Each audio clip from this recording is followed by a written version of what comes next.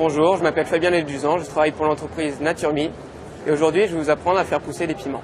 Il existe plusieurs espèces de piments, des gros piments comme ceci qui existent sous plusieurs formes et plusieurs couleurs. En général ils ne poussent par grappe et sont bien sûr comestibles. Il existe aussi le piment d'Espelette, très connu dans le Pays Basque.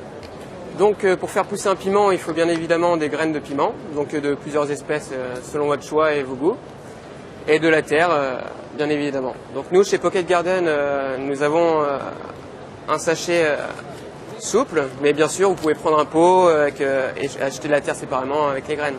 Concernant les graines, il faut s'assurer que les graines aient été bien conditionnées, donc dans un sachet hermétique, pour ne pas qu'elles pourrissent. Et bien sûr, il faut du terreau que vous trouverez dans toute jardinerie.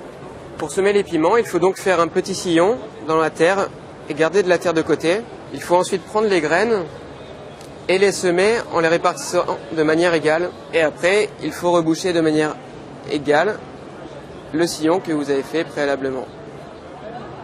Maintenant que vous avez planté les graines, il va falloir s'en occuper. Donc pour cela, il faut arroser la terre délicatement. La meilleure solution pour arroser la terre est d'utiliser un vaporisateur pour ne pas endommager les graines. Il est très important d'humidifier la terre sans trop la mouiller, sinon la terre pourrira et les graines ne pousseront pas. Pour obtenir des piments de cette taille et de ces couleurs-là, il faudra arroser le terreau tous les jours, histoire que la terre soit humide, puis espacer au fur et à mesure que la plante grandit, pour arroser une fois tous les 3 jours, puis une fois par semaine, lorsque le piment aura atteint sa taille adulte, c'est-à-dire au bout de 2 mois et demi, 3 mois. Voilà, vous savez désormais comment faire pousser les piments. Dernière petite astuce, vous pouvez faire des petits trous si vous avez des sachets pour laisser circuler l'eau afin qu'elle ne stagne pas et ne pourrisse pas.